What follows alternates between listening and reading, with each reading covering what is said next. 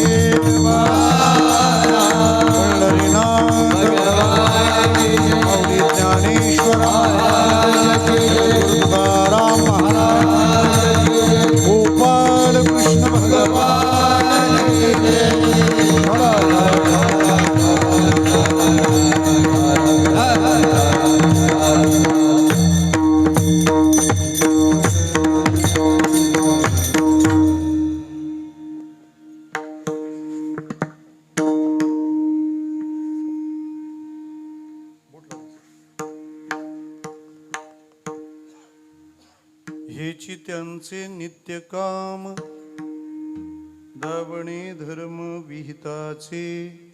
याला एक वर कर, कमी कर.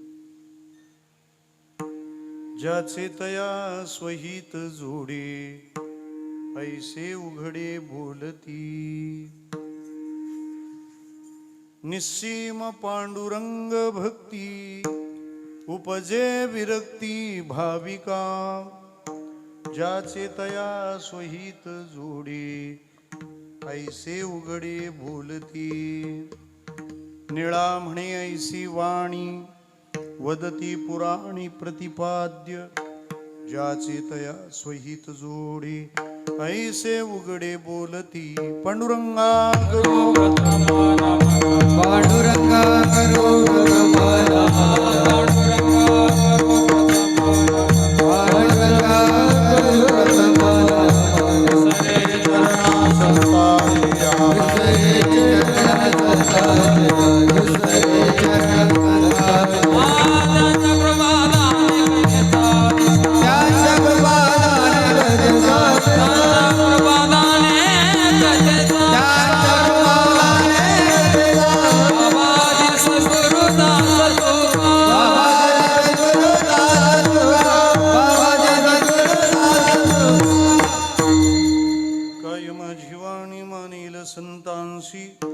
रंजवू चित्तासी आपुलिया.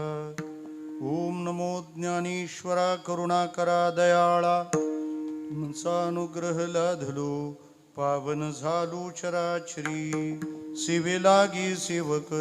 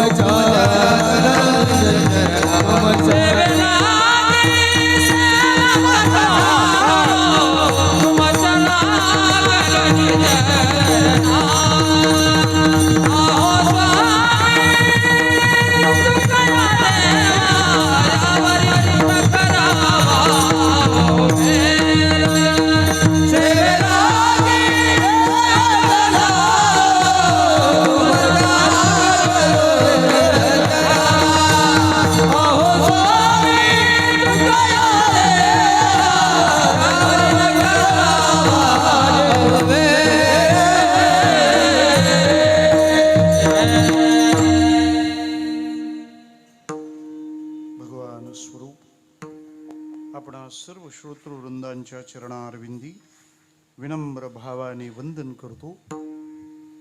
कीर्तन सेवेकरिता आपल्या पुढे सादर केलेला अभंग जगद्गुरु श्री संत तुकाराम महाराज यांचे एकनिष्ठ शिष्य पिंपळनेर निवासी श्री संत निळोबा महाराज यांचा आहे. या अभंगातून निळोबाराय त्यांना जे संत आवडतात ते संत जनसामान्यांनाही आवडले पाहिजेत.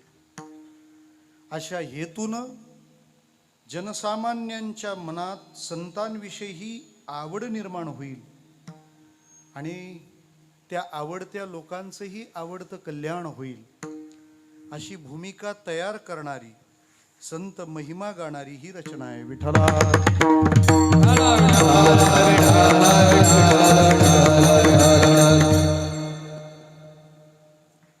गायलेल्या अभंगाची अर्थपूजा बांधत असताना ज्या निमित्ताने हे कीर्तन सत्र संपन्न होत आहे, त्या निमित्ताचा परिचय प्रापंचिक प्रांताने वेदनादायी आणि आध्यात्मिक प्रांतामध्ये आनंददायी असा आहे. प्रापंचिक प्रांताने वेदनादायी का? कारण शरीराच्या आत्म्याने केलेल्या त्यागाला आम्ही मरण म्हणतो, म्हणून प्रापंचिक दृष्टीनं ती घटना वेदनादायी आहे. आणि अध्यात्म दृष्टीने आनंददायी का? गंगा समुद्राला जिथं मिळते तिथे आयुष्यात एकदा तरी जावं असा आग्रह असतो, यात्रा कंपन्यांचा नव्हे. सब तीर्थ बार बार और अपना बाकी है गंगा सागर एक बार. ती गंगा जिथं सागराला मिळते ती जागा बघायला लोक जातात का? ह्या गंगेनं ह्या जागेवर येण्यासाठी किती कष्ट घेतले होते, किती दूरचा प्रवास केला होता, तिला किती अडथळे आले होते. कधी सखल भागातून वाहिली, कधी उंचावरून स्वतःला ढकलून द्यावं लागलं धुवाधार. कधी भले मोठे डोंगर मध्ये आले, त्यांना वळसा घालून जावं लागलं. डोंगर बुडवायचे नसतात, त्यांना वळसे घालायचे असतात.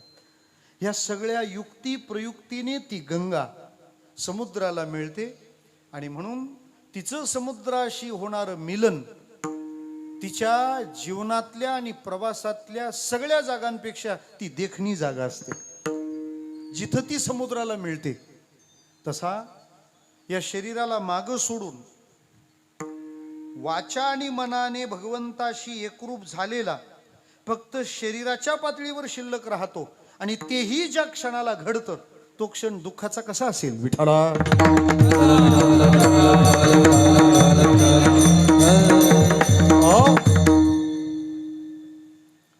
मरणाचं दुःख आपतांना झालं तर प्रापंचिक स्तरावर ते मान्य आहे, पण ते ज्याच्या वाट्याला आलं त्याला ते दुःख ही अध्यात्मात अमान्य संकल्पना आहे. मी हा सगळा जो वहापोह करतो ते एका आगळ्या वेगळ्या व्यक्तिमत्वाकरताच आहे. जगणं आणि मरणं या संकल्पना म्हणजे जवळपास कल्पनाच आहेत. मला असं वाटतं यांना किती महत्व द्यावं हाही मोठा प्रश्नच आहे. कारण जिवंत राहणाऱ्या जो माणूस जगतोय लोक त्याला जिवंत म्हणतात, आणि ज्याच्या वाट्याला मरण आलं लोक त्याला मेलेला म्हणतात. मला थोडं असं विचारायचं आहे, जेवढी माणसं जगतायत तेवढी जिवंत आहेत का? आणि ज्यांना मरण आलं ती मेली का? विठ्ठला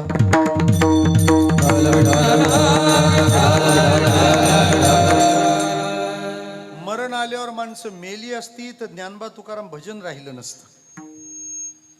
आणि जेवढी जिवंत आहेत तेवढी जगत आहेत तेवढी जिवंत असती तर उपदेशपर अभंग जन्माला आले नसते. मला वाटतं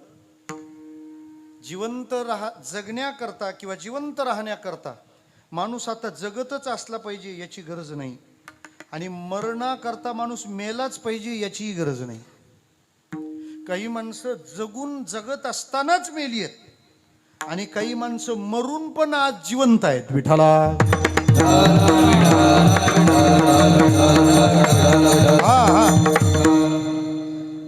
मला वाटतं वैकुंठवासी हरिभक्तीपरायण आमच्या वागे बाबांचं जीवन, परम श्रद्धेय नामदेव महाराज वागे यांचं जीवन हे त्या पद्धतीचं जीवन आहे. आणि म्हणून त्यांच्या हा मरणाचा सोहळा त्यांच्या जगण्याला साजेसा चाललाय. विठ्ठला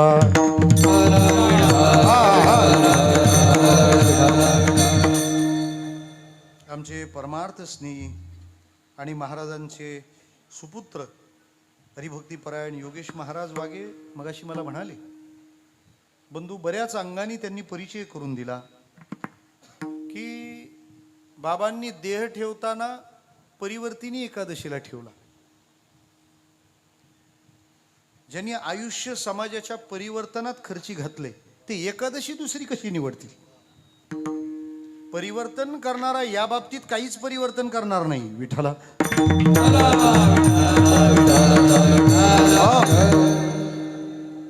आणि त्या एकादशीचं एक वैशिष्ट्य आहे, चातुर्मासाचा तो मध्य आहे.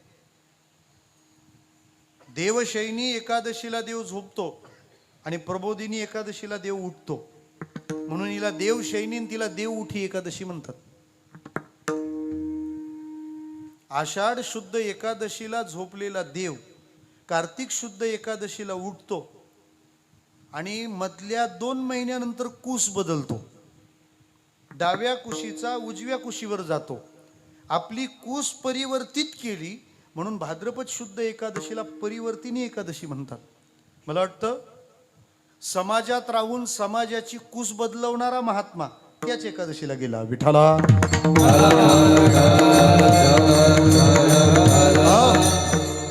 आणि कुस बदलवणं सोपं नाही. कुस बदलवणाराला ज्याची बदलवायची त्याला आधी कुशीत घ्यावं लागतं, थोडं खुशीत घ्यावं लागतं. आणि वैकुंठवासी नामदेव महाराजांचा पिंड तसा होता म्हणून ते हे करू शकले. साधारणपणे असं म्हणतात, भजन एकांतात केलं जातं, एकट्यात असताना केलं जातं, आत केलं जातं, पण त्या भजनाचे परिणाम बाहेर उमटत असतात. परमार्थाच्या अनेक चिन्हांपैकी चर्या हा देवाने त्यांना दिलेला प्रसाद आहे. विठ्ठला नाही तर आपलं अवघड राहतं. जेवढं भजन जास्त तेवढा माणूस आणखी संकुचित होतो. स्वाध्याय परिवाराचे प्रणेते आठवले शास्त्रींना विचारलं एकाने, वेदांती माणूस कसा ओळखावा, तत्वज्ञानी माणूस कसा ओळखावा? त्यांनी सांगितलं सोपं आहे, ज्याचा चेहरा नेहमी एरंडेल प्याल्यासारखा दिसतो. विठ्ठला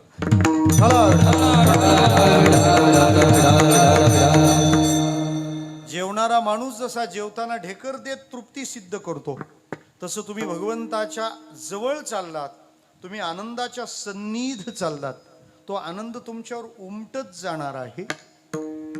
आणि हा आनंदाचा अनुभव समाजामध्ये निर्माण करण्याचं काम वागे महाराजांनी केलंय. किती योग साधावेत. आळ्याचा उत्सव महाराजांचा याच कालावधीत होता. पण मला असं वाटतं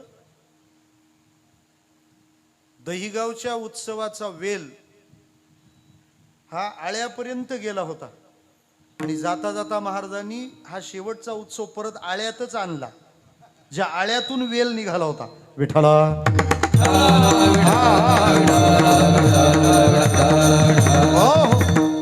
आणि मला असं वाटतं ह्या आळ्यातून निघालेल्या वेलानेच गगनाला गवसणी घातली आणि त्या वेलाचा विस्तार सर्वदूर पसरला, सर्वदूर पसरला. महाराजांच्या कार्याचा ओघ हा इथं बसलेल्या प्रत्येक प्रांतातल्या कोणत्याच माणसाला आपल्या प्रांतापुरता बांधता येणार नाही.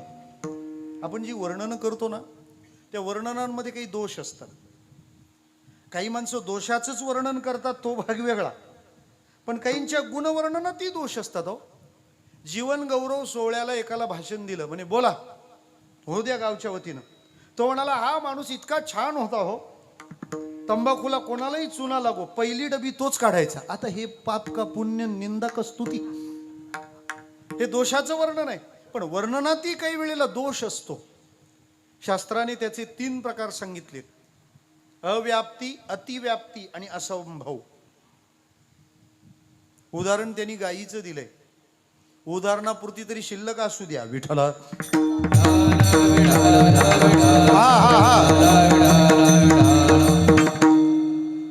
अव्याप्ती, अतिव्याप्ती, असंभव. अव्याप्ती दोष म्हणजे काय सांगायचं? तुम्ही त्या लक्ष्याचं जे लक्षण सांगितलंय ते परिपूर्ण नाहीये. मग या दोषाकरता उदाहरण दिलंय, यथा गो कपिलत्वम. गो म्हणजे गाय आणि कपिलत्व म्हणजे काळी. तो वर्णन करतो गायीचं की काळी ती गाय. आता काळी ती गाय ना, मग तांबड्या आहेत त्या कोण, पांढऱ्या आहेत त्या कोण? म्हणजे तू फक्त काळी गायच पाहिली, पण तुला माहितीच नाही गायी बऱ्याच रंगाची आहे.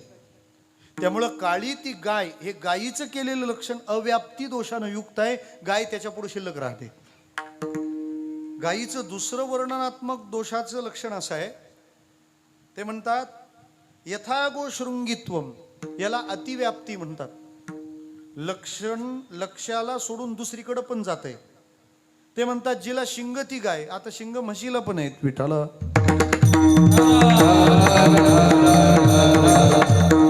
तिसरं वर्णन असतं असंभव. तो त्यांच्या ठिकाणी असण्याची शक्यता नाही. शास्त्र त्याला उदाहरण देतं, यथा गोरे कशफत्वम. जिच्या पायाला एकच खूर तिला गाय म्हणतात. आता गायीच्या पायाला काय एकच खूर? उत्तर देणारा गाढव असावा का घोडा असावा? कारण एकच खूर असलेला पाय घोड्याचा आहे, गायीचा नाही. मग गायीचं निर्दुष्ट लक्षण कसं करावं लागेल? जिच्या पायाला 2 खूर आहेत, जिच्या गळ्याखाली पोळी असून शिंग आहेत, तिला गाय म्हणतात. म्हणजे गायीचं वर्णन करताना या तिघांना पण कॉम्प्रोमाइज करावं लागतं. मला असं वाटतं वाघे महाराजांच्या बाबतीत जर आम्ही कीर्तनकार बोलू लागलो की ते फक्त कीर्तनकारच होते, तर ते योग्य ठरणार नाही. कारण मगाशी मला महाराजांनी भिंतीवरचं एक छान प्रमाणपत्र दाखवलं. महाराष्ट्र शासनाने महाराजांचा आदिवासी सेवक म्हणून गौरव केला की ते ज्या प्रांतामध्ये वेगवेगळ्या निमित्ताने सेवा देत होते, तिथल्या आदिवासी बांधवांमध्ये, वनवासी बांधवांमध्ये जागृती निर्माण करणं, त्यांना व्यसनमुक्तीचा धडा देणं आणि मानवी जीवनाचा पूर्ण आनंद ज्या शैलीतून प्राप्त होईल त्या जीवनशैलीमध्ये आणणं. म्हणजे ते नुसते कीर्तनकार नाही आहेत, तर त्यांच्या त्या प्रवासाचा प्रांत एक कामगारांचा नेता किंवा त्या कामगारांचा मार्गदर्शक असाही प्रवास आहे. बरं, त्यांना आपण जर म्हणू की ते शहापूर तालुक्यातले किंवा ठाणे जिल्ह्यातले खूप मोठे, तर तसंही नाही. समुद्रापासून घाटमाथ्यापर्यंत त्यांच्या विचारांचे अनुयायी आहे. सर्वदूर त्यांच्या कार्याचा प्रवास आहे. त्यामुळं कुणीही एकच माणूस आपल्या प्रांतातून त्यांचं वर्णन करू शकत नाही. त्यांनी स्वतःला इतकं व्यापक बनवून ठेवलं की वेगवेगळ्या प्रांतातल्या आपल्या सगळ्या लोकांना त्यांच्या वर्णनाला एकत्र यावं लागेल. विठाला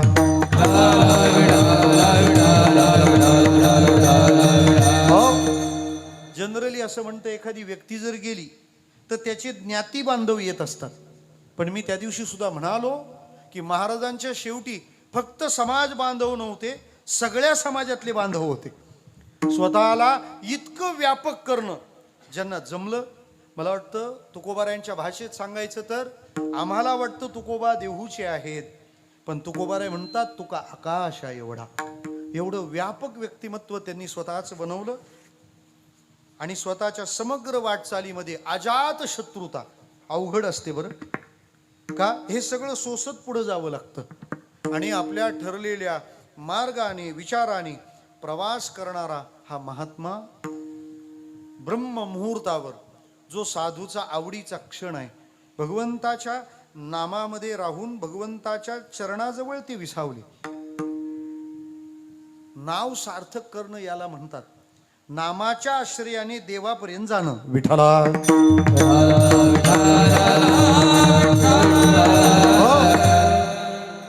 वयाच्या 80व्या वर्षापर्यंत त्यांनी आपल्याला जगण्यातून शिकवलंय आणि मरणाच्या क्षणातून त्यांनी आपल्याला मरायचं सुद्धा शिकवलंय.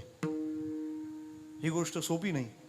आणि लक्षात घ्या, आता ते ब्रह्ममुहूर्तावर गेले. परिवर्तिनी एकादशी, चातुर्मास, भाद्रपद महिना, गणेशोत्सवाचा काळ, ब्रह्ममुहूर्त, अगदी स्वानंदामध्ये, चेहऱ्यावर अत्यंत आनंद. त्यांना असं जाता आलं म्हणजे आपल्यालाही असंच जाता येईल असं लगेच इमॅजिन करू नका. त्याचं कारण आहे, मरण ट्रीटमेंट देताना फार निराळं काम करतो महाराज. त्याच्यामुळे मला असं वाटतं की पापी माणसाचं मरण पाहून घाबरू पण नका आणि पुण्यवंताचं मरण पाहून निर्धास्त पण राहू नका. विठ्ठला. पापी माणूस मरतो तेव्हा किती वेदना आहेत, किती यातना आहेत, पण त्याला यातना आहेत, त्या आपल्याला नाही. त्याचं कारण त्यावेळेला त्याच्या कर्मानी त्याचा हिशेब होतो. आणि साधू नाम घेत गेला म्हणजे आपल्याही वाट्याला शेवटी तसं येईल असं कोणी लगेचच मानण्याचं कारण नाही. का?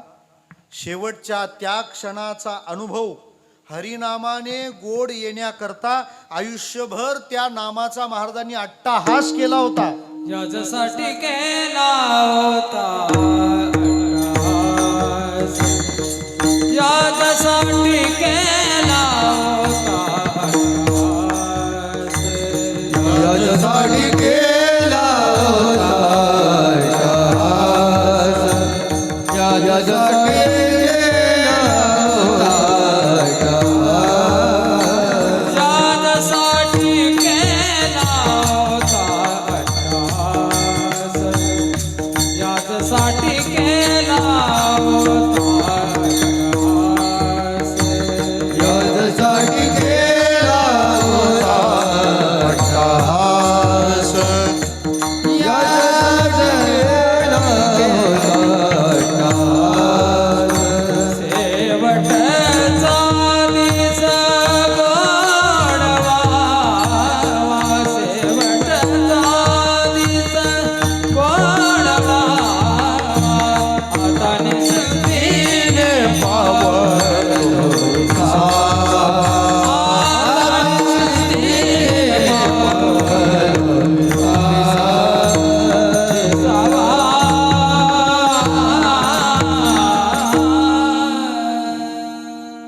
त्यांच्या आध्यात्मिक जीवनाची फलश्रुती की तो हा क्षण ते साधतात. साधनं सोपं नाही महाराज. असं म्हणतात, जगातल्या प्रत्येक माणसाच्या मनात चाललेले दोनच विचार आहेत. अख्ख्या जगातल्या काय ज्ञानोबारांची सायकोलॉजी आहे, सगळ्या माणसांच्या जगातल्या मनात चालणारे विचार फक्त दोन. कोणते? पहिला, मी कधीच मरू नये, आणि दुसरा, मरेपर्यंत मीच अध्यक्ष. विठ्ठला. एका कोणा माणसाच्या मनात नाही, हे प्रत्येकाचे आहे असं माऊली म्हणते. बरं, माऊलीने म्हणून ठेवलं, नाही तर मला अडचण आली असती. जगास्पृहेयास्पद एक सार्वभौम पद, न मरणे निर्विवाद जगापुढे. कोणालाच वाटत नाही की आपण मरावं. बरं, आपल्याला मरावं असं वाटत नाही, संतांना प्रत्येक वेळेला नेहमी मरायचीच आठवण असते. ते उलट आपल्याला सांगतात मरणाची कार्य नाही आठवण. असं कसं काय हो? आम्ही पळ काढतो आणि ते त्याच्या स्वागताला जातात. साधा व्यवहार आहे. काय? MSCBचा ऑफिसर जर गावात आला तर भीती कोणाला वाटते? आकडेवाल्याला. आणि बिनधास्त कोण असतो? मग साहेबाला काही त्याच्या वेळेला शिंग फुटतात का? नाही. बरं, साहेब घाबरवत नाही. आपण चुकीचं काम केलंय याचं भय आपल्या मनात सतत राहतं. नाहीतर त्या रेल्वे स्टेशनवर पाय ठेवायला जागा नाही, प्लॅटफॉर्मला एवढी माणसं असतात, तरी TC बरोबर ओळखतो का नाही कोणाला? बिगर तिकीटवाल्याला. का? कारण TC एक तर याची नजरच त्या दिवशी त्याला शोधत असते, नसला पाहिजे, आणि तो दत्त होऊन उभा ठाकतो, आणि तो लांब आहे तर याचे अष्टसात्विक भाव जागृत होतात. कंठी प्रेम दाटे, नैनी नीर लोटे, हृदयी प्रगटे रामरूप. का बरं असं होतं? त्याला माहिती याची भेट की आपण गोत्यात आहोत. तसं ज्याच्या जीवनात कर्म चुकीची आहेत त्याला माहिती मरण म्हणजे आपला हिशेब आहे. आणि चुकीच्या विचारांनी प्रवाहानी चालणारी माणसं निकालाला नेहमी घाबरतात.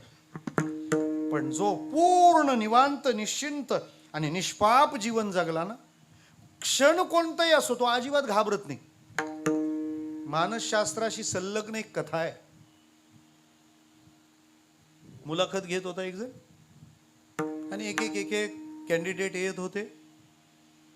यांनी विचारलेल्या प्रश्नाला उत्तर देत होते. एक मुलगी आली, पद खूप मोठं होतं, कलेक्टरच्या लेवलची ती जागा होती.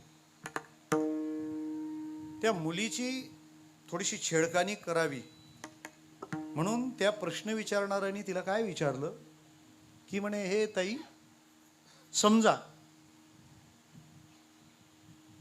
तू कामावर आली, घरी गेली आणि दुसऱ्या दिवशी सकाळी तुला कळालं की तू आई होणार आहे, तू काय करशील? आता हा प्रश्न किती धाडसी प्रश्न आहे. ती मुलगी येते, हा प्रश्न विचारतोय तिला की उद्या सकाळी जर कळालं तुला की तू आई होणार आहे तर तू काय करशील? त्या मुलीने अजिबात घाई गडबड गोंधळ काहीच केला नाही आणि शांतपणे म्हणाली, साहेब एवढी गोड बातमी मी पहिली माझ्या नवऱ्याला सांगेन. विठ्ठला.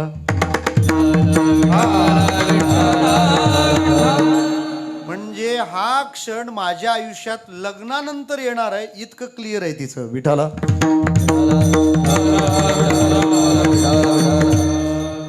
ज्याच्यापासून आपण पळ काढतो ना ते गोंधळ घातलेल्या जागा आहेत.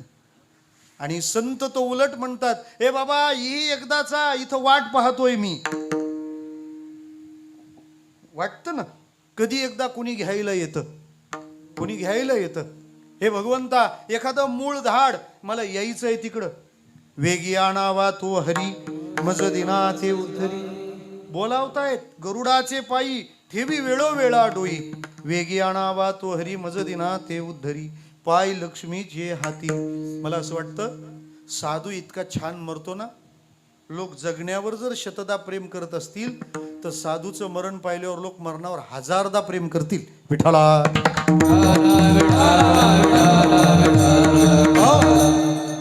कारण ट्रीटमेंट आपल्याला आपलं कर्म देतं ना. मरण असलं म्हणून काय. उद्या जर सकाळी आपल्या दारात 6 पोलीस आले आणि जर म्हणाले आम्ही तुम्हाला घ्यायला आलोय, काय होईल हो? सकाळी 6 वाजता पोलीस आले दारात घ्यायला, चला आम्ही तुम्हाला घ्यायला आलोय, काय वाटेल तुम्हाला? तुम्हाला काय वाटेल ते मी सांगतो ना. तुम्ही उलट सगळ्यांना फोन करून सांगाल की सरकारने राष्ट्रपती पुरस्कारासाठी माझी निवड केली म्हणून पोलीस घ्यायला आले. विठ्ठला. आता हे कोणाला वाटेल? वाटेल त्याला नाही वाटेल. विठ्ठला. त्यामुळे मरणाचा क्षण आला तर तिथं ट्रीटमेंट आहे. यमधर्म वाट पाहि निरंतर जोडून या कर तिष्ठ तसे. ही त्यांच्यासाठी प्रमाण आहेत. सर्वसामान्याचा अवघड आहे. नाही त्या यमाशी करुणा.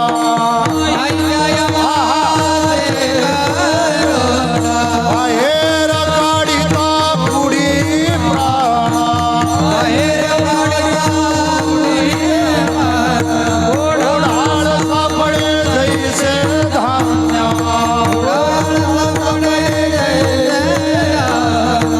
चोर यातना धरी घेतो.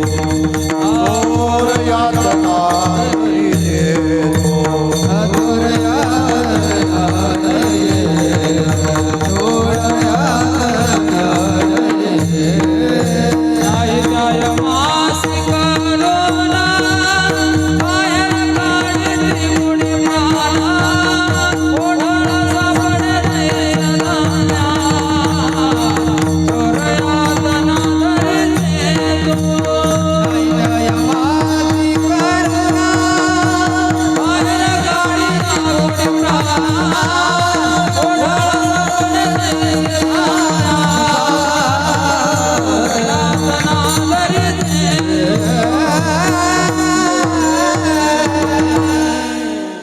जगण्याच्या सोबत आपल्या मरणाचा आदर्श महाराजांनी आपल्या पुढ्यात ठेवलाय.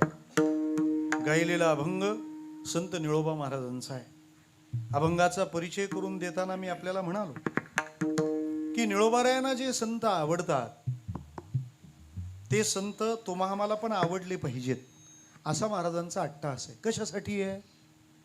तुम्हाला जे आवडतं ते आम्हालाच आवडलं पाहिजे. काय घेणं आहे? हा मुद्दा वादाचा होऊ शकतो न पटला तर. आमच्या ओळखीच्या परिवारात एका परिवारात घटस्फोट झाला. का सासू सुनेचं पटलं नाही म्हणून. काय झालं होतं, कोकणस्थाची मुलगी देशस्थाकडे दिली होती. कोकणस्थांच्या भाजीमध्ये खोबरं असतं आणि देशस्थांच्या भाजीत शेंगदाणे.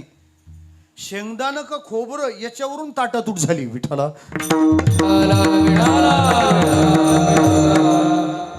एक शेंगदाणा अख्ख्या संसाराचं खोबरं करील असं वाटलं नव्हतं. मला आवडतं ते कोणाला तरी आवडलंच पाहिजे असं का, एक तर ते पटवून देता आलं पाहिजे. तुम्हाला संत आवडतात, नक्की निळोबारायांना संत आवडतात. तुम्ही सगळ्या संतांची समाधी स्थानं जाऊन पहा. त्र्यंबकेश्वरला निवृत्तीनाथ महाराजांच्या समाधीच्या दर्शनाला गेले तर मागं विठ्ठल रखुमाई आहे. आळंदीला माऊलीच्या समाधी मंदिरात गेलात, मागे विठ्ठल रखुमाई आहे. देऊला तुकोबारायांच्या शाळा मंदिरात गेलात, मागे विठ्ठल रखुमाई आहे. पण तुम्ही जर पिंपळनेरला निळोबारायांच्या समाधीला गेलात तर समाधीच्या मागे विठ्ठल रखुमाई नाही, तुकोबार आहेत. विठ्ठला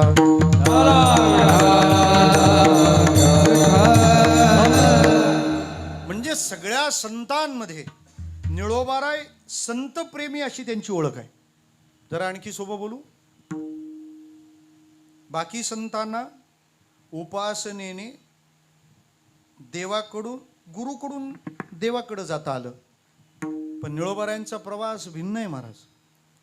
सगळे संत गुरुची उपासना करून देव मिळवतात, पण गुरु मिळवण्यासाठी देवालाही नाकारणारे निळोबाराय. इतकं संतांविषयी त्यांना प्रेम आहे. निळा म्हणे आम्ही नोळखुची देवा, तुकयाचा धावा करीत सो, तुकयाचा धावा करीत सो,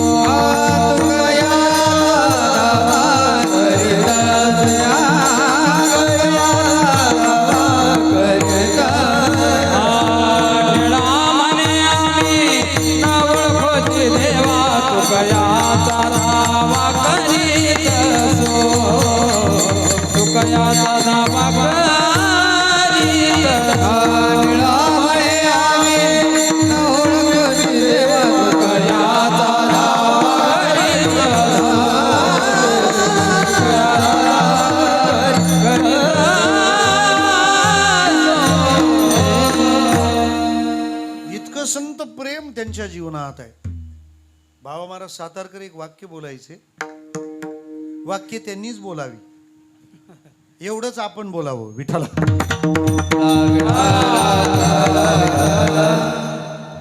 बाबा महाराज सातारकर आणि जगन्नाथ अण्णा पवार म्हणजे संप्रदायाच्या सरस्वतीचे दोन प्रवाह होते. दोन प्रवाह होते. ते म्हणायचे देव म्हणजे बोलका, देव म्हणजे मुका संत, आणि संत म्हणजे बोलका देव. देव दिसला की समजायचा हा गप्प बसलेला संत आहे, आणि संत दिसलं की म्हणावं हा बोलणारा देव आहे. विठ्ठला बरं, काय ताकद आहे यांच्यामध्ये, काय शक्ती आहे यांच्यात. उद्धार करायला त्यांच्याकडे जावं, त्यांच्याने उद्धार होईल हे विधिमुखाचं विधान आहे, पण त्यांच्याशिवाय उद्धारच होणार नाही हे निषेधमुखाचं विधान आहे. हरिप्राप्तीसी उपाय धरावे संताचे ते पाय ही सुरुवात, आणि संताविण प्राप्ती नाही एकाच अभंगात हा शेवट आहे. आणखी वेगळ्या भाषेत बोलू. संघ जर चुकला तर तरण्याची शक्यता असलेली माणसं बुडण्याची खात्रीत जातात, आणि संघ जर चांगला मिळाला तर बुडण्याची शक्यता असलेलं तरण्याच्या खात्रीत येतात. अगदी सोपं सांगेन आपल्याला. अजामिळ पूजेची सामुग्री आणायला चालला होता, आणि रस्त्यामध्ये आडमार्गात एक जार पुरुष वेश्येबरोबर काम क्रीडा करत होता हे त्याच्या पाहण्यात आलं. त्याचा परिणाम त्याची चित्तवृत्ती बिघडली, आणि पूजेचं सामान आणायला निघालेला माणूस व्यभिचार कर्माला प्रवृत्त झाला. शेवट काय आपल्याला सर्वांना माहिती आहे. संघ चुकला काही क्षणाचा तर एवढ्या पतनाला सामोरं जावं लागलं, आणि संघ चांगला मिळाला हमखास बुडण्याची खात्री असलेला पण तरण्याच्या रस्त्याला लागतो महाराज. एवढंच विचारलं होतं नारदानी, तू ज्यांच्या करता हे सगळी वाटमारी करतो हे सगळे त्या पापाचा वाटा तुझ्यासाठी घेतील का? हात वर केला सर्वांनी. पळत आले आणि नारदांचे पाय धरले. महाराज आता उपाय काय सांगा. महाराज म्हणाले माझे पाय कर धरून काही होणार नाही. अशा प्रसंगात हरिवीण धावया न पवे कोणी. भगवंताशिवाय तुला कोणी मदत करणार नाही, त्याचं नाव घे. तो म्हणाला कसं काय घ्यायचं, कारण सप्ताह बघितलाच नव्हता तोपर्यंत. विठ्ठला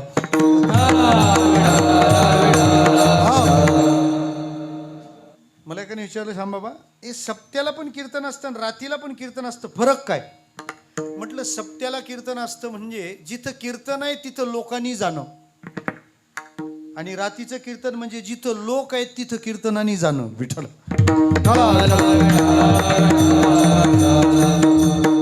त्यामुळं बऱ्याचदा कुठंच न सापडलेले इथंच सापडतात. हे फक्त त्यांच्यासाठी, बाकी नेहमीच्या ना तर कुठेही काही. विठ्ठल हा नियम आहे, हा सरळ सिद्धांत आहे. ते म्हणाले ते राम म्हण, तो राम म्हणताच येत नाही मला, राम शब्द उच्चारता येईना. नारद म्हणाले तू काय बंगालचा आहे काय. विठ्ठल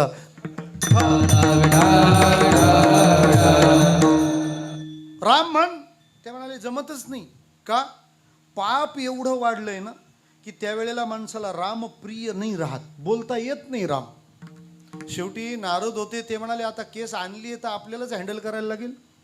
मग काय केलं, काही नाही, अशी वायर टाकून जर बल्ब नाही पेटला तर तशी वायर टाकणे, गावठी उपाय. राम म्हणून जमत नाही, मरा म्हण. मरेती जप सर्वदा. मरा मरा तीनदा केलं की दोनदा राम होतं ना. असं करून इतक्या उंचीला त्या सत्संगाने पोहोचले. वाल्या काय उंची सांगायची तुम्हाला. ज्याला राम म्हणता येत नव्हतं ना त्याला इतकं मोठं केलं सत्संगाने, त्याच्या पुढे आता रामाला काही म्हणता येईना. म्हणून वनवासाला जाताना उर्मिलेला नाही नेता आलं. का, वरतोनी दाभीन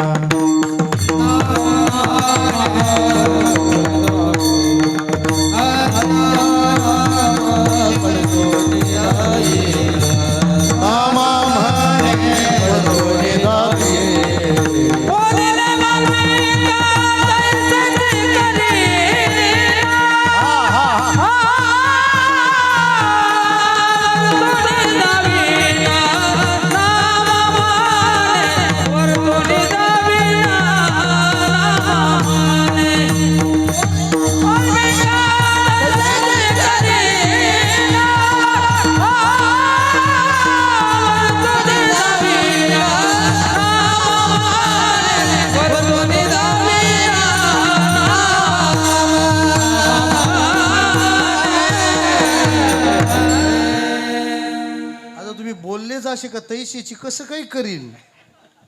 म्हणजे कसाऱ्यातून डायरेक्ट इगतपुरी. विठ्ठला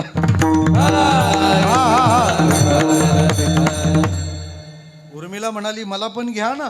ते म्हणाले तुला कुठं मला खांद्यावर उचलून न्यायची आहे. पण वाल्मिकींनी तिकीट 3च पाठवली, 4था अलाव नाही. रामाला त्याच्या पुढं काही चालत नाही. रामाला काही बोलता येत नाही. कोणामुळे, कोणाला, ज्याला राम बोलता येत नव्हतं ना त्याला. ज्याला राम बोलता येत नाही त्याच्या पुढे रामाला काही बोलता येत नाही. रामा विठ्ठला. मग हा सत्संग इतका तारक आहे. समाजाने संताविषयी प्रेम धारण केलं पाहिजे. समाजाला प्रिय वाटो न वाटो पण त्यांनी सत्संग केला पाहिजे. त्यांच्याविषयी आदर निर्माण झाला पाहिजे. आणि तो निर्माण होताना दिसत नाही हे निश्चित आहे.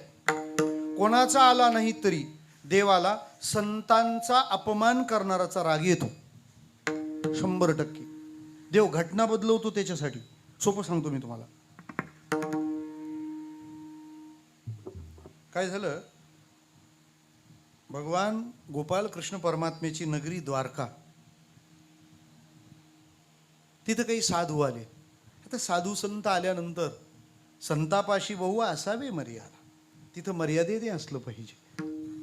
झऱ्याचं पाणी पिणाराला खाली राहायचं असतं. विठ्ठला अरे लय नाही पण जरा पाहिजे ना. तिथं साधू आले. महाराज ती देवाची पोरं एवढी फुगीर झाली.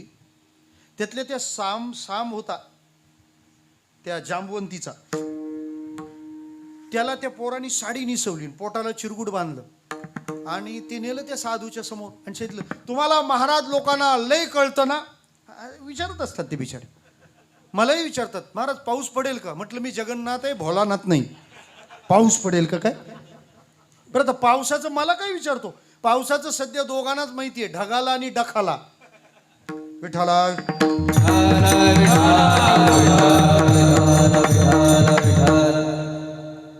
पण प्रश्न महाराज विचारला जातो, त्याची उत्तरं द्यावी लागतात. काय असतं, प्रवास करायचा म्हटल्यानंतर मधून असं बाजूला जाऊन यावं लागतं. फक्त स्टॉप तुम्ही लक्षात ठेवायचा की आपण द्वारकेत होतो. ते आले, म्हणे महाराज तुम्हाला सगळं कळतं तर सांगा, ही जी बाई उभी आहे ना, हिला काय होणार आहे? त्याने अंतर्ज्ञानाने जाणलं आणि सांगितलं, का रे तुम्ही इतके मस्त वाल झाला? म्हणे का? हिला काय झालं पाहिजे, हिला काय होणार आहे? मी सांगतो, हिला मुसळ होईल आणि तुमच्या अख्ख्या यादव कुळाचा नाश करी. अरे तुमच्या बापाच्या घरी एक साधा सतशील ब्राह्मण आला होता, तर तुमच्या बापाने सोन्याचा गाव दिला होता. ते त्या सांबाला म्हणतात, शुद्ध भाव देखोनिया गाव सोनियाचा दिला का? आणि तुम्ही साधूची अशी मस्करी करता. भोगा आता परिणाम. मुसलम कुलनाशनम असा शब्द आहे भागवतात, लक्षात घ्या. साधूला उपद्रव केला ना, तर साधू परतफेड तो करत नाही, आणि परतफेड करायला निघतो तो साधू नाही. हे साधूनी पण ध्यानात घ्या. विठाला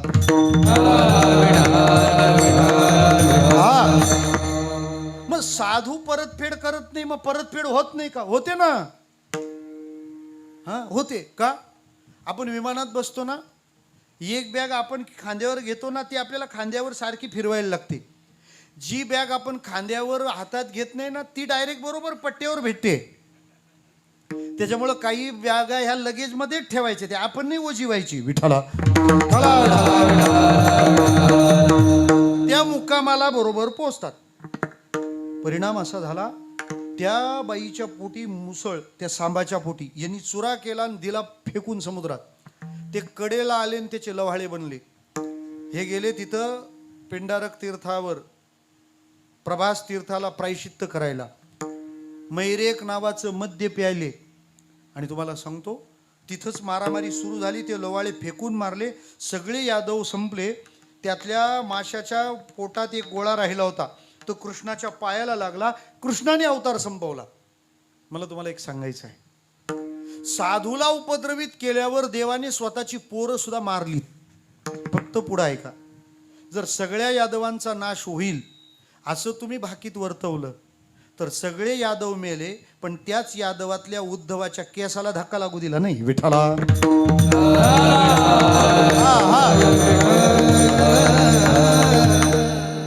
इतकं प्रेम त्या साधूवर सर्वांनी केलंय. मग आम्ही पण करावं असा आग्रह आहे देवाचा आणि संतांचा. पण महाराज, एखाद्या वस्तूचा आदर केला पाहिजे. हे व्यवहारात तेव्हा घडतं जेव्हा त्याचं मूल्य कळतं. मूल्य कळलं नाही तर मग आदर होईल याची शक्यता कमी आहे. पंगत बसली होती, ज्या वेळेकडे कार्यक्रम निघाला असेल त्या दिशेने बोलावं. पंक्तीत सगळे बसले, वाढायचं काम चाललं होतं. आम्रखंडवाला आला, धर वाढ आला, चालला पुढं. पुढं जात असताना एकाने नको म्हटलं त्याला, नाही नाही पाहिजे. तो आम्रखंडवाला गेला पुढं. पुढं गेल्यावर बाजूच्यानी याला विचारलं, काय रे तू नको का म्हटलं? तो म्हणतो, आपण पिठलं खात नाही. तो म्हणाला, गदड्या सगळा घोळ झाला आता. ते म्हणाल का? अरे ते पिठलं नव्हतं म्हणे, मग ते आम्रखंड होतं म्हणे. मग बोलवा. खर्डीतल्या पंक्तीत तोपर्यंत तो कसारा आणि परत माघारी येत नाही. मला म्हणायचं काय, पिठलं वाटलं म्हणून त्यागलं ना. आम्रखंड त्याच वेळेला कळालं असतं तर त्याग झाला असता का? संतांचा आदर जीवनात यावा तर तो आदर ज्यानी येतं तो महिमा कळला पाहिजे. संत म्हणतात, तुम्ही त्यांचा आदर केलाच पाहिजे. का? कारण त्यांचा काया वाचा मन हा सगळा प्रकार तुमच्या करता आहे ना. म्हणून शरीर, वाणी आणि मन या तिन्ही गोष्टी साधूसाठी नसतात, त्या फक्त समाजासाठी असतात. पहिलं त्याचं शरीर समाजाकरता, दुसरं त्याचं मन समाजाकरता, आणि तिसरं त्याची वाणी समाजाकरता. हा अभंग या 3 समर्पणापैकी वाणीचं प्रतिनिधित्व करणार आहे. विठ्ठला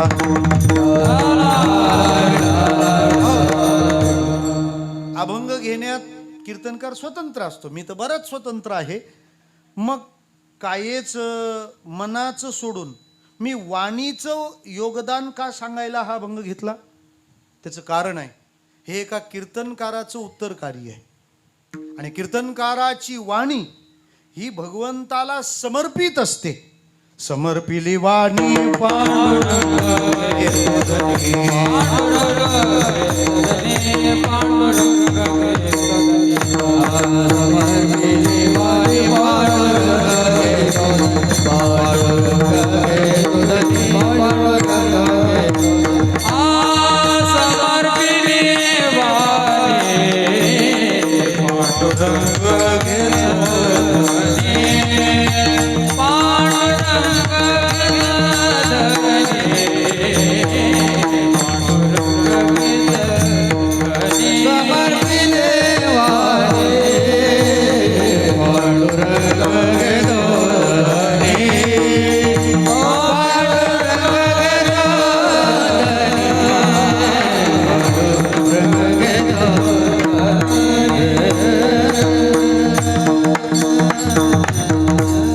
कीर्तनकाराच्या सगळ्या प्रार्थना वाणीच्या असतात. सुरुवातीला काय माझी वाणी मानेल संतासी, वाणीची उपासना आहे.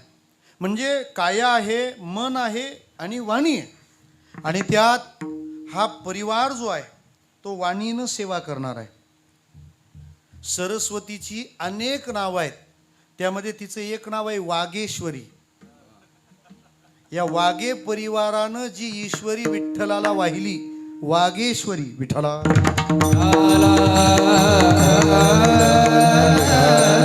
वदे वाग्देवी तुका विठ्ठल गौरवी, तुका विठ्ठल गौरवी, तुका विठ्ठल गौरवी,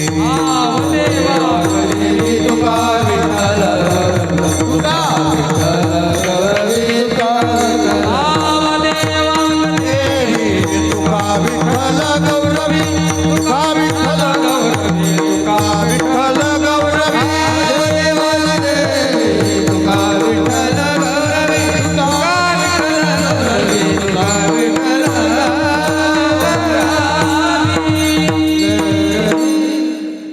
नामदेव महाराज वागे म्हणजे काय चौधरी सर माहिती आहे का?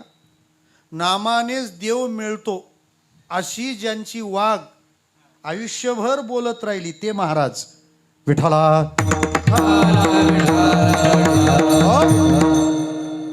त्यांच्याबद्दल काय बोलावं, किती बोलावं, मी किती बोलेन हा प्रश्न आहे, तुम्हाला किती समजेल हाही प्रश्न आहे. विठ्ठला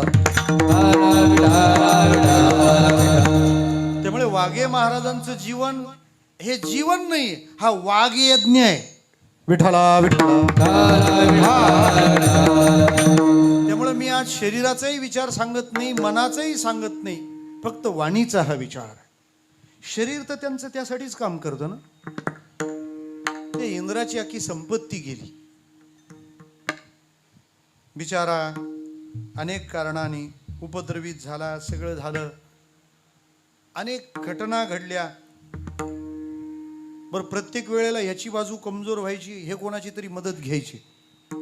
एक दिवस तर बृहस्पती यांच्यावर नाराज झाले, निघून गेले. मग यांनी विश्वरूपाला गुरु बनवलं. तेव्हा तुम्हीच आमचे गुरु.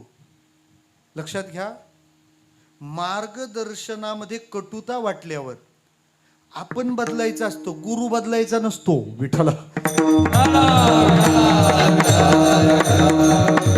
आता इंद्रच तो नेहमी स्तुती ऐकायची सवय, म्हणून साधकाने स्तुतीपासून सावधान, साधनेचा सत्यानाश करील.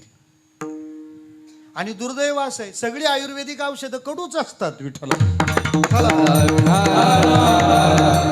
ते म्हणाले, उगा त्यांना सॉरी म्हणण्यापेक्षा गुरुच बदलून टाकू ना, विश्वरूप गुरु. आता त्याची आई राक्षसी, रचना राक्षसांची बहीण, हा पूजा करायला बसला ना की हा काय करायचा, थोडा थोडा त्या यज्ञातला वाटा मामा लोकांना पण पाठवायचा. इंद्र म्हणाला, हा अवघड आहे का? हा आपला म्हणून यज्ञ करतो आणि आपल्या विरोधात कारवाया करतो. हे म्हणजे आपल्या सोबत राहून अन्यांना सहकार्य करण्यासारखं आहे, हा पाहिजेच नाही. महाराज त्यांनी ती शिर उडवून टाकलं. कोणाचं?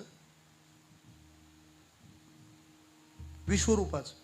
आता विश्वरूपाचं शिर उडवलं, त्याचा परिणाम ब्रह्महत्या मागे लागली त्याची. आता त्या ब्रह्महत्येतून सुटका काय करावी, कशी करावी, यात अनेक अनंत अडचणी निर्माण झाल्या. या अडचणीतून त्वष्टा काही गप्प बसला नाही. माझ्या मुलाला नेऊन फसवलं ना महाराज, त्या त्वष्ट्याने त्याच्यासाठी यज्ञ केला, इंद्राला मारणारा मुलगा जन्माला यावा. खरं तर ब्रह्महत्या मागं लागल्यावर इंद्र अडचणीत आला होता, पण इंद्राला सगळ्यांनी मदत केली. पृथ्वी म्हणाली मी थोडा वाटा घेते, माझ्या अंगावर जे उखर दिसतं ना ती त्याची खून आहे. ब्रह्महत्या घेतली. दुसरा वाटा झाडाने घेतला, झाडाला जो चीक येतो ती इंद्राची ब्रह्महत्या आहे. तिसरा वाटा पाण्याने घेतला, पाण्यावर जो फेस येतो ती ब्रह्महत्या आहे. आणि चौथा वाटा स्त्रियांनी घेतला, मासिक रजोदर्शन, हे ब्रह्महत्या आहे. त्याच्या बदल्यात एकेकाला एक एक चेक दिलाय. पृथ्वीला सांगितलं तुझ्या अंगावरचा खड्डा भरून येईल. झाडांना सांगितलं तुम्हाला जिथून तोडलं तिथून फांदी फुटेल. त्याच्यामुळं तोडल्यावर फुटवा फक्त झाडांना असतो, प्रयोग बोटावर करू नका. तसं असतं तर योजनेचा फायदा पहिला शाहिस्ते खानाने घेतला असता. विठाला विठाला. कारण योजनांचा फायदा कसा घ्यावा हे त्यालाच कळतं. विठाला.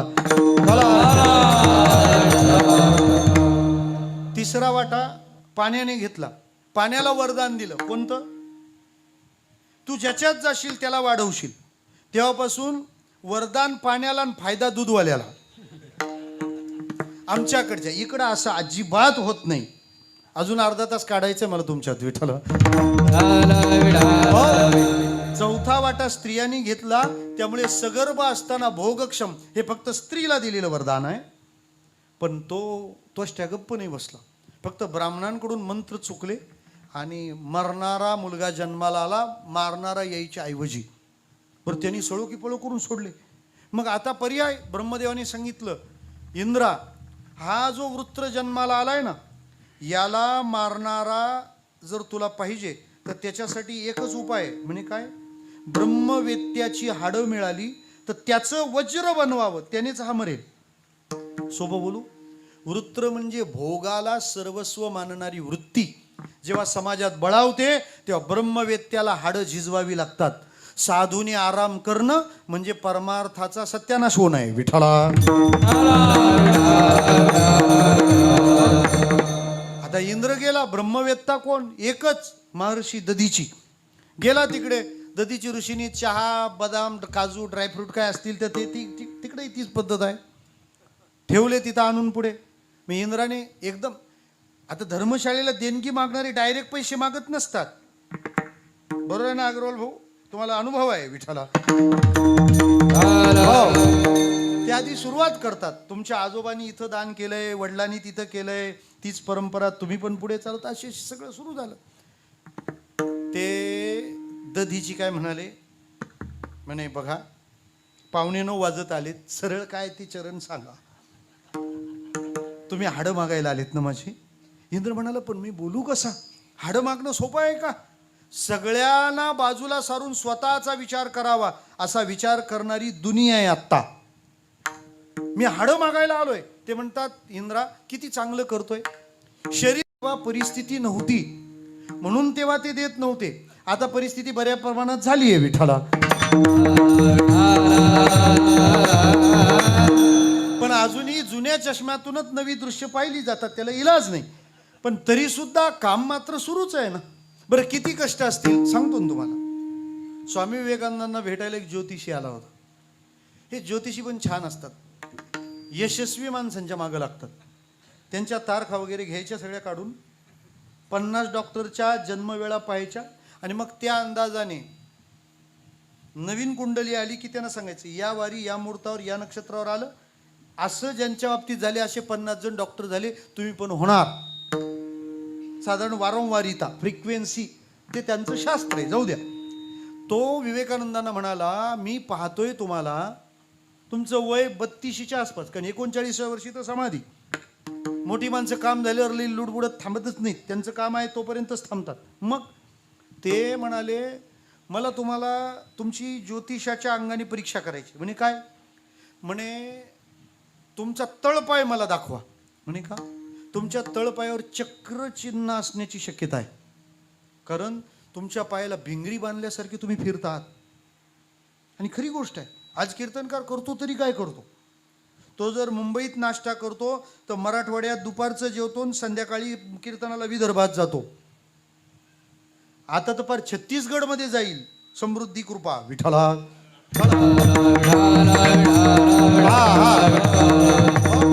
मला म्हणायचं काय आहे, तुम्ही एवढे फिरले, तुमचा तळपाय दाखवा, त्याच्यावर चक्राचं चिन्ह आहे का पाहायला पाहिजे. स्वामी विवेकानंद एकदम स्मित हास्य केलं आणि त्या ज्योतिषाला म्हणाले, अहो ज्योतिषी काका, माझ्या तळपायावर चक्र आहे का नाही हे तुम्ही पाहण्याचा प्रयत्नच करू नका. का? या वेदांताचं तत्वज्ञान सगळ्या जगापर्यंत पोहोचवण्याकरता हा नरेंद्र अनवाणी पायाने इतक्या वाटा तुडवून आलाय की चालून चालून माझ्या तळपायाला फक्त भेगाच पडलेले आहेत. आता भेगांशिवाय दुसरं काही दिसणार नाही. या भेगांमध्ये तुम्हाला चक्र कसं काय दिसायचं? त्यामुळं मी तुम्हाला सांगतो, माझ्या पायावर एक चक्र जर नसेल तर समजायचं माझ्या पायावर फक्त चक्रच आहेत. विठ्ठला.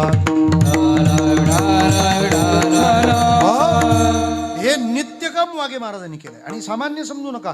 कीर्तनकार कीर्तनकार कोण आहे? कीर्तनकार लोकमान्य टिळकांना विचारलं होतं, आपल्या कानडे गुरुजींनी सांगितलं होतं. ते म्हणाले, देशाला स्वातंत्र्य मिळाल्यानंतर मी पहिलं काम कोणतं करेन तर मी पहिल्यांदा 1000 कीर्तनकार निर्माण करेन आणि या राष्ट्राला चांगला संदेश देण्यासाठी त्यांना पाठवीन. ते म्हणाले, मी जर राजकारणी झालो नसतो तर नक्की मी कीर्तनकार झालो असतो. विठ्ठला.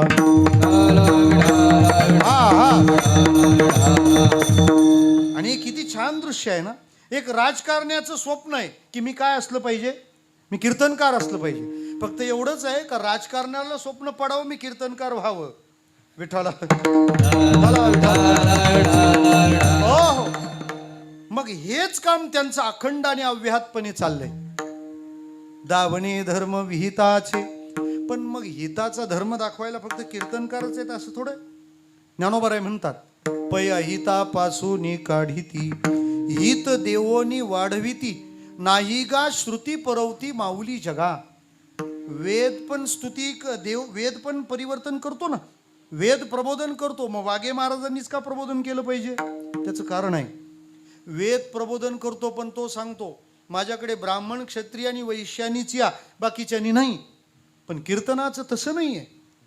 खट नट यावे शुद्ध होऊन जावे. काय कीर्तनाचं वैभव आहे. आणि खरं सांगू का, नामदेव महाराजांचं वाळवंटात जसं कीर्तन झालं, आमच्या नामदेव महाराजांनी सुद्धा शहापूरमध्ये तसंच कीर्तन केलं. एकची टाळी झाली चंद्रभागे वाळवंटी.